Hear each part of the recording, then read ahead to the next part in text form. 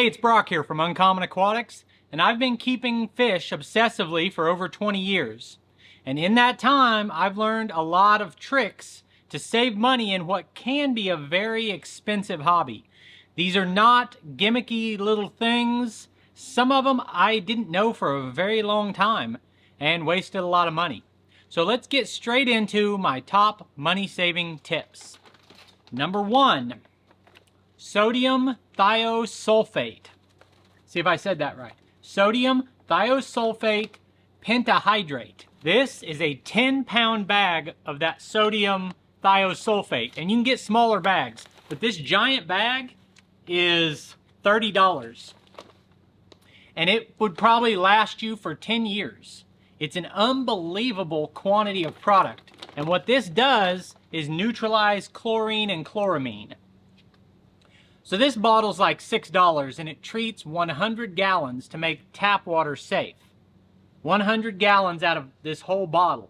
So cost-wise, this bag is 4 of these bottles. This says 100 gallons. And the reason I went down this road is because I have an 8,000 gallon pond. When you have a few hundred gallons of aquarium water or whatever you happen to have, it's one thing, but when you have an 8,000 gallon pond out in 90-degree heat that's evaporating, you're adding a lot of water back. So it really becomes a big deal. But with this product, 1 ounce, which is 4 teaspoons, an ounce, so you have 16 ounces per pound, there's 160 ounces.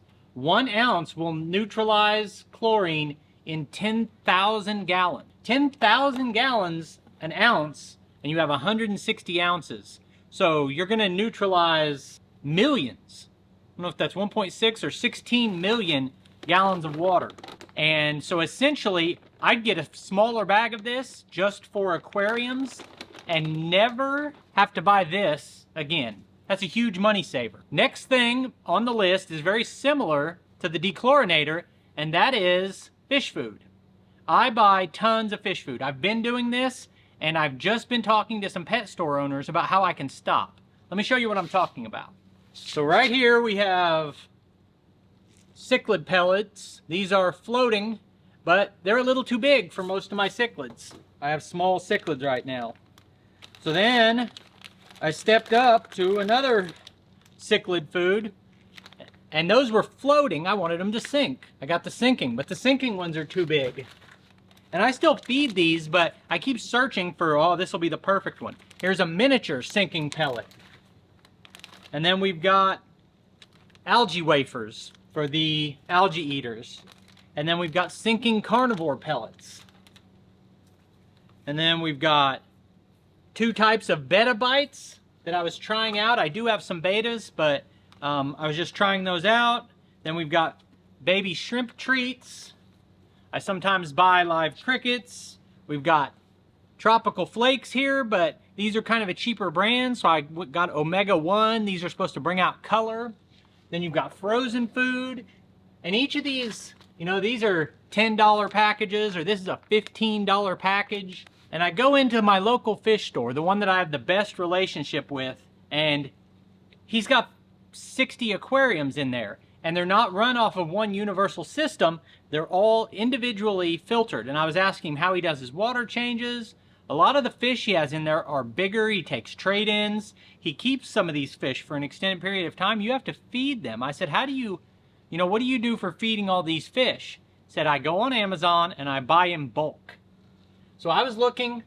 I haven't done this yet. I've got advice from the fish store owner. Says he buys so much fish food that this fish flake right here, for about 2 or 3 times the price of this container, which this is 1 ounce, so 16 of these would make a pound. For about 3 times as much as 1 ounce, you can buy 4.5 pounds of this fish flake. Like giant tubs of it. And if you settle on what kind of fish food you need, you don't want to buy them in these little containers.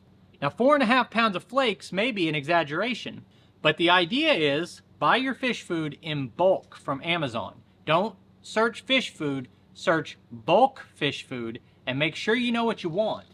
Now, one other consideration with the fish food is people forget when they buy all these bags and open them, now you've started the process of those going bad, and they do have expiration dates on them. So you don't want to necessarily buy more than you can use, but even if you threw half of it away because it expired, I mean, you're talking, the food is 1/10 of the price. So bulk fish food on Amazon is a great money saver. Next one that I'm going to present as an option is used aquariums. And this 125 gallon is an example. This is a 6-foot long tank with this stand with the lights built into it. I got this aquarium with nothing wrong with it. This trim on it right here is a little bit dated. I've been thinking maybe I should cover that. Maybe go with some black trim and paint the stand or something.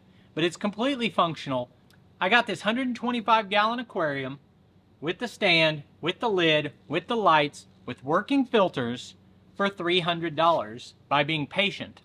Now if I walk into a fish store and I want to buy this, I'm going to spend $1,800 on a stand, setup, lights, filters, everything. And I got it for 300 bucks. And then I didn't buy any of the rock in it. I have a koi pond that I had to put 1,000 pounds of river rock in. And so you don't go to the fish store and buy one bag for $30, a little bag. You get 50-pound bags for $6.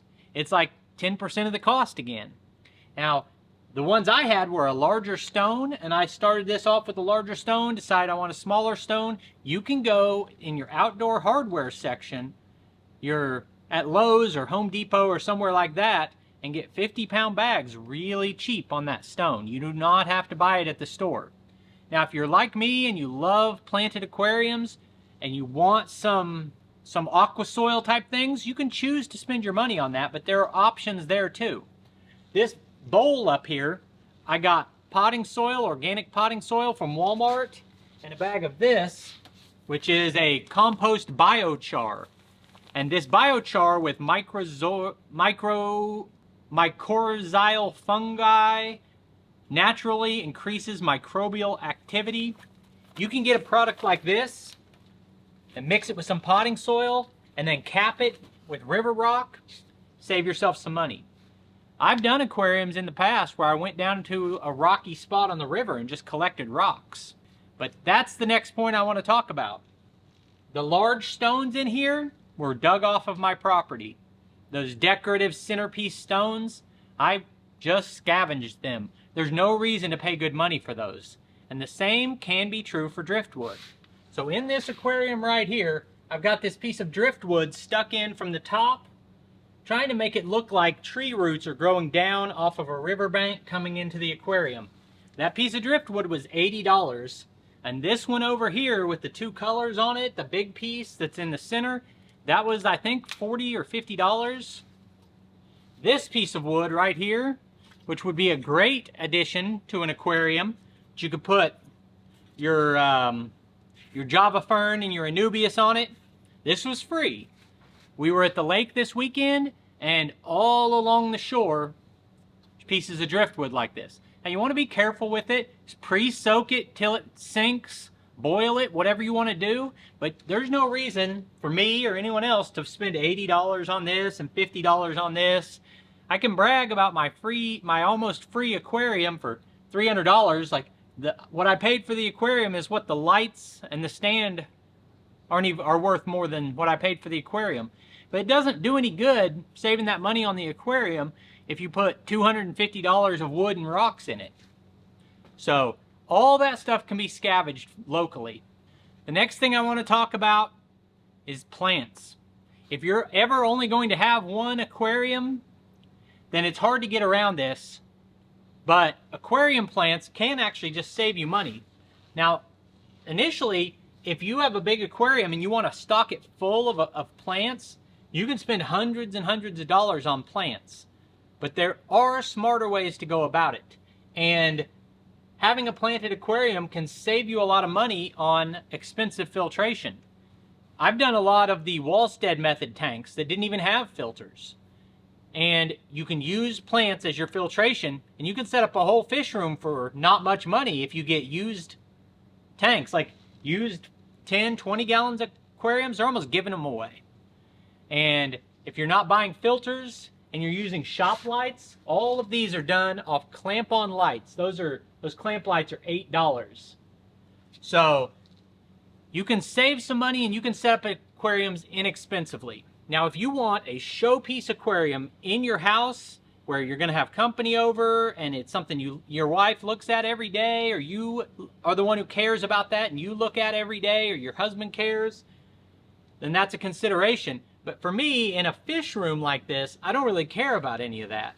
I just want proper light to grow my plants and to be beneficial to the fish living in there, or the shrimp, or the microfauna in this case.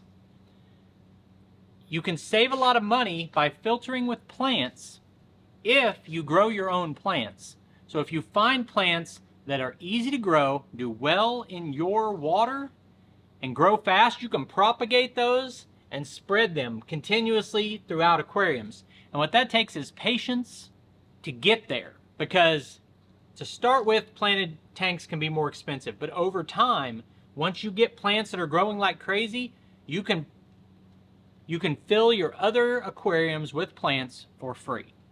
In that category, and kind of in the fish food category, you can also save some money by growing your own fish food. An example of that, we breeding guppies, breeding microfauna, breeding shrimp. And if you're interested in these breeding tanks here, I didn't spend a lot of money on those. And those are all three, and this one, and really this one, those are all growing fish food for the main aquarium. This is going to get so packed with Daphnia and Scuds and Molina that I'm going to be able to put it in here and have better fish food than any of this stuff up here. And after the initial setup, it'll all be free. Next thing I want to say about saving money on fish is when I first got into fish keeping, I got really excited by all the most exotic fish. And I've bought arowana and shovel-nosed catfish and fancy plecos and just every kind of fish you can think of. I've spent a ton of money on these exotic fish. And what I've found is a lot of times there's much less expensive versions of those that you can get that are just as entertaining. Like, there's no end to the enjoyment I get out of this community tank. And all the fish are at that end, and there's a glare, and it's probably hard to see, but this tank's got over 100 fish in it. And there's nothing that's special or rare or expensive, and it's the most interesting tank to watch that I've ever had. Corridoras are a lot of fun to watch. But if you've got a little bit of patience, you can save money on fish by buying them small and buying fish that breed easily, and they will populate a tank for you. I actually forgot to say the most important part of this conversation about breeding fish and growing plants is that you can trade your baby fish and your plant clippings and your propagated plants to the fish store to get whatever you need for your setup. So you're really saving money when you get cash back like that. So the last one on my list is, if you're like most of us, if you have one aquarium, you want two, and if you have two, you want 72. And knowing that that's how it goes for most of us, the next best thing you can do to save money is DIY. Build your own sump filter, build your own light fixtures, build your own stands. And I'm going to be building a stand that's going to house 4 different aquariums and set right here under this breeding wall. And if you can build your own, and once again, if it's a showpiece in the center of your house, you may not want to go that route, or you may want to put the extra time in to trim it out. But in a fish room or a garage or a shop or anything like that, or your basement, man, learn how to build your own stands. It'll save you a lot.